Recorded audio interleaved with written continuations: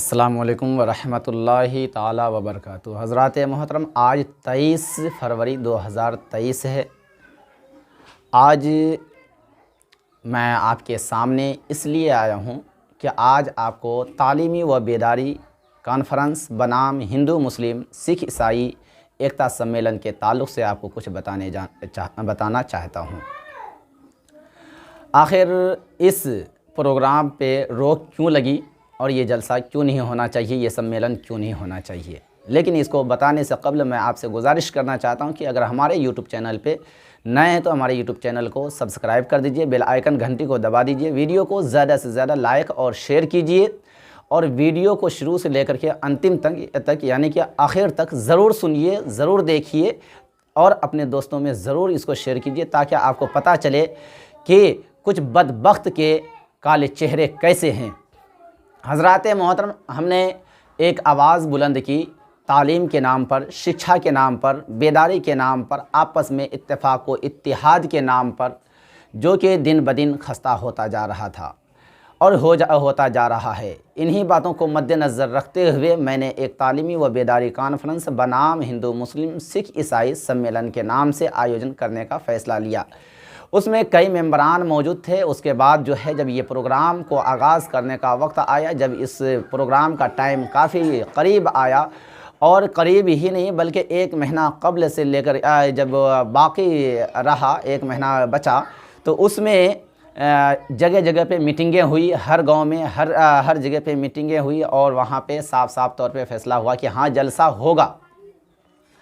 और जिसमें कि ये नाम निहाद मौलवी, जो अपने आप को मौलवी कहलाता है लेकिन मौलवी के नाम पर कलंक है, जैसा कि मुफ्ती दिलशाद है, बिल्कुल झूठा और मक्कार और गद्दार इंसान है, कौम का गद्दार है, कौम का रहनुमा नहीं है। वो ये झूठ बोलने में सबसे ज़्यादा माहिर है और ऐसाओं के मदरसों में चंदा देने से आप लोग भी परहेज़ कीजिए।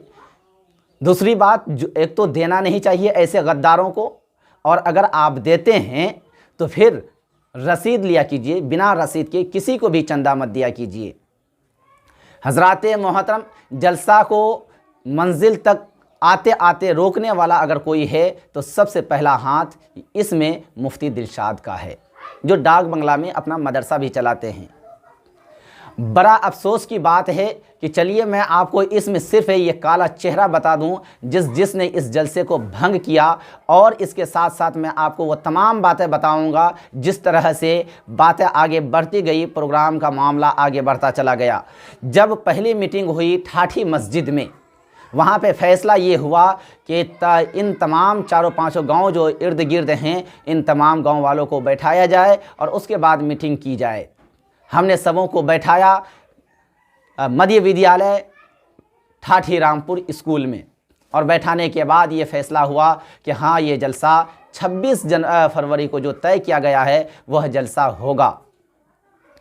स्कूल में मीटिंग के बाद फिर दोबारा लपटोलिया मस्जिद में सिर्फ आइमाए मसाजिद उलमाए कराम की मीटिंग हुई, जिसमें मुफ्ती दिलशाद साहब मौजूद थे, हाफिज़ मुजाहिदुल इस्लाम मौजूद थे, उसमें मौलवी अनवार मौजूद थे, उसमें जो है हाफिज़ इरफान मौजूद थे, हाफिज़ अब्दुल मन्नान जो 83 से ताल्लुक़ रखते हैं, ये सब मौजूद थे। वहाँ पे फ़ैसला ये हुआ कि आधा आलिम देवबंदियों के होंगे, आधा सुन्नी बरेलवियों के होंगे। मैंने उस पर कबूल किया। उन्होंने ये कहा कि आधा पोस्टर को छपवाने की ज़िम्मेवारी आप लीजिएगा। मैंने कबूल किया। उन्होंने कहा इन तमाम काम को जिस तरह से इंजाम दिया जा रहा था उसी तरह से अंजाम दिया जाएगा। मैंने हर कामों को कबूल किया और यहाँ तक वक्त आया कि सारे मामलात होते गए और मुफ्ती दिलशाद ये बोलते रहे कि ठीक है, हम कल आपको जो है उलमाए कराम से बात करके जवाब देते हैं।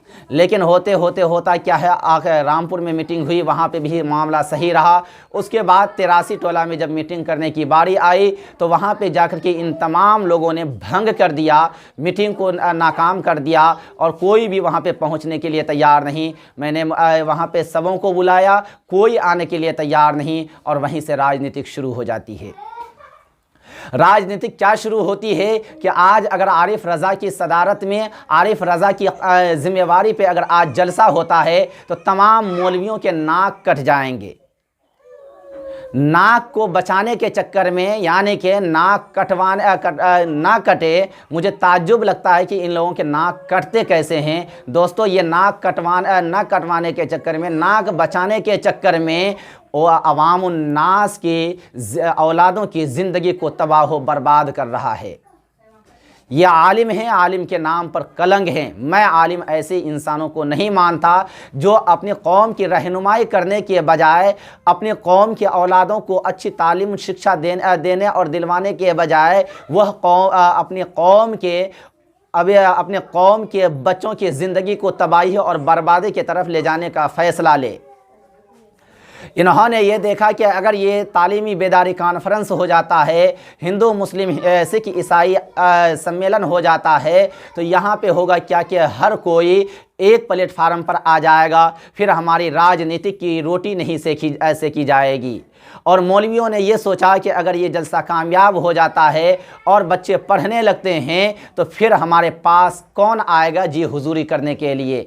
नेता ने ये सोचा कि अगर हम यहाँ पे इनको समर्थन कर देते हैं, आरिफ रज़ा को समर्थन कर देते हैं, तालीमी बेदारी कॉन्फ्रेंस को समर्थन करके अगर इस जलसे को कामयाब कर देते हैं तो हम जो इतना भ्रष्टाचार कर रहे हैं, चाहे वो मुखिया हो, चाहे वो सरपंच हो, चाहे वो समिति हो, कोई भी हो, सबों के दिमाग में यही बात खोलने लगी कि अगर ये एजुकेशन का कदम आगे बढ़ता है तो इससे ये हमारे ऊपर सवाल पैदा होगा कि इतने रकम जो आते हैं, इतने पैसे जो आते हैं, इतने फाउंड जो आते हैं, ये फाउंड जाते हैं कहाँ। यानी कि ये बच्चे फिर सवाल पैदा करने लगेंगे और फिर ये नाम निहाद नेता, नाम निहाद हमारे हमदर्द जो है सवाल का जवाब नहीं दे पाएंगे। हजरात मोहतरम, इसी वजह से इस जलसे पे रोक लगाया गया और एक आरिफ रज़ा को रोकने के लिए, एक तालीमी बेदारी कॉन्फ्रेंस को रोकने के लिए सैकड़ों की तादाद में वहाँ पे पूरी नजद उठ करके, पूरे दियोबंद उठ करके आरिफ रज़ा के ख़िलाफ़ थाने पे पहुँचता है।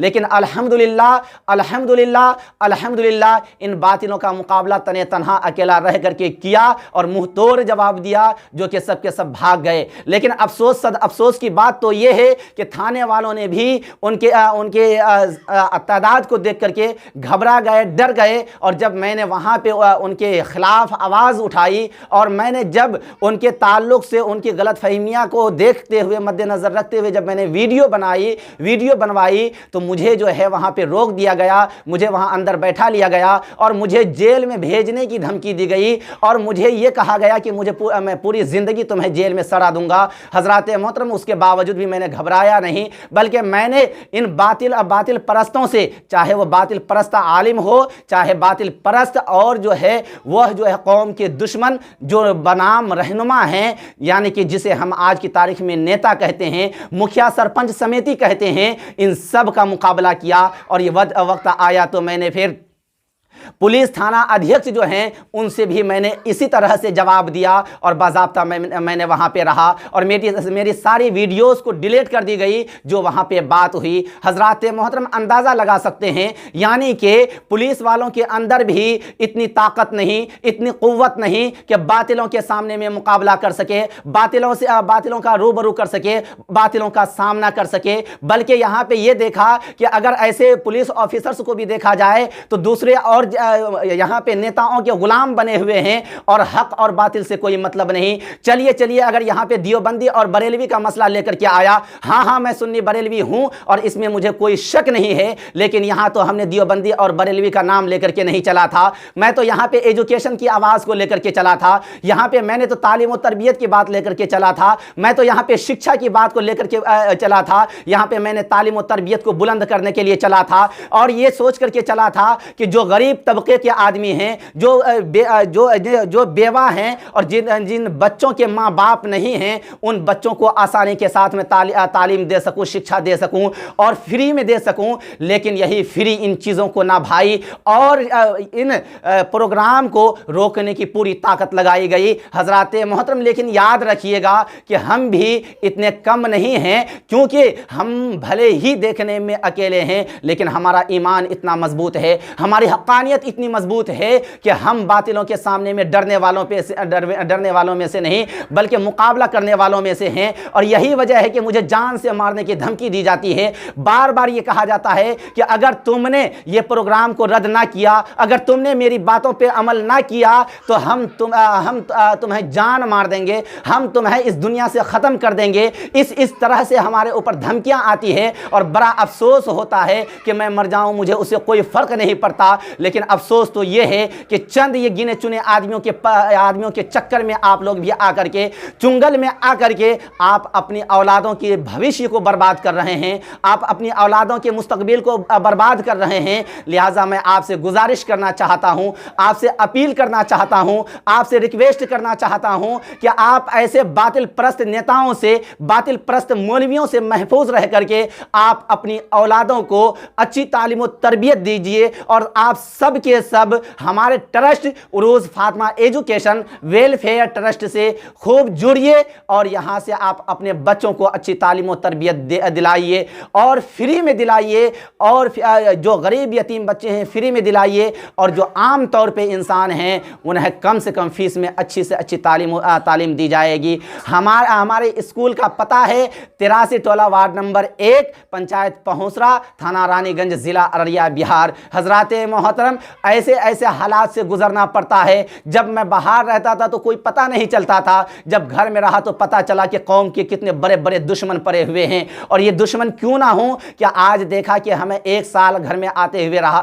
हुए हुआ है। 1 साल से मैं घर पे रहता हूँ।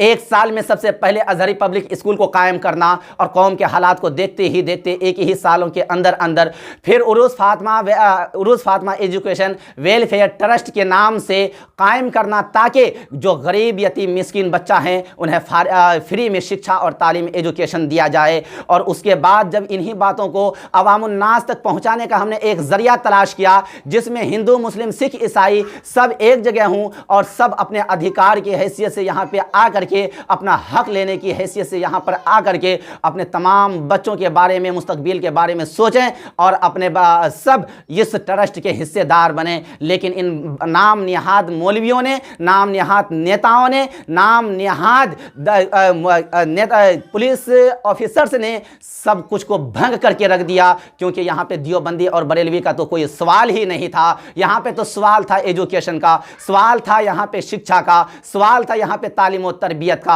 हजरात मोहतरम, कहने का मतलब ये है कि आप गौर कर सकते हैं, आप अंदाज़ा कर सकते हैं कि आपको और आपके बच्चों को कहां लेकर के जाया जाता है। एक गोरे अंग्रेज़ों से आपको आज़ाद किया गया था, एक गोरे अंग्रेज़ों से आपको आज से तकरीबन 70 साल पहले आज़ाद किया गया। उसमें हज़ारों नहीं लाखों उलमा कराम शहीद हुए, लाखों वहां पे हिंदू मुस्लिम सिख ईसाई शहीद होकर के और इस हिंदुस्तान को आज़ाद किया। लेकिन आज की तारीख में वही नाम निहाद प्रतिनिधि, नाम निहाद यहाँ के नाम निहाद इंसान और अपने आप को बड़ा और ज़िम्मेदार कहलाने वाला इंसान फिर दोबारा आपको ग़ुलामी के ज़ंजीर में जकड़ना चाह रहे हैं। दोस्तों, मैं आपसे गुजारिश करना चाहता हूँ कि ऐसे जालिम इंसानों से आपको अगर आज़ादी चाहिए तो आप अपनी औलादों को पढ़ाइए। ऐसे बातिल परस्तों से अगर आपको सवाल करने की हिम्मत बनानी है तो आप अपनी औलादों को पढ़ाइए।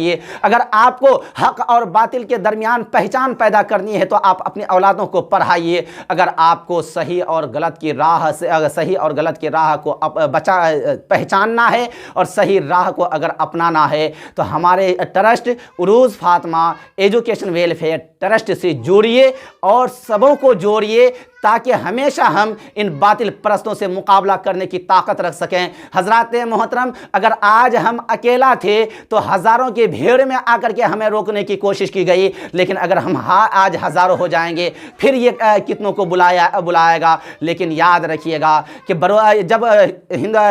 जबकि इस्लाम की जंग पहली जंग हुई थी, जंग बदर, उसमें इस्लाम की तरफ से यानी कि मुसलमानों की तरफ से सिर्फ 313 थे और बातिल परस्तों की तरफ से हज़ारों थे, लेकिन उन्हें धूल और मिट्टी चटा दिया गया था और इस्लाम की जीत हुई थी। आज हम भी उसी ग़ुलाम नबी के चाहने वाले हैं, उसी नबी को मानने वाले हैं, उसी नबी के दीवाने हैं, उसी नबी के मस्ताने हैं जिनके 313 सहाबी रसूल थे और सामने में हज़ारों की तादाद में बातिल परस्त सरपरस्त थे। जब करबला के मैदान में जब नवासाए रसूल गए थे, वहाँ पे 22,000 यजीदी फौज थे और वहाँ पे सिर्फ 72 गुलामाने मुस्तफ़ा थे, आशिकाने मुस्तफ़ा थे, चहीते मुस्तफ़ा थे और दीवानाए हुसैन थे। हज़रात मोहतरम, आज हम इमाम आली मकाम इमाम हुसैन के चाहने वाले हैं। इमामुल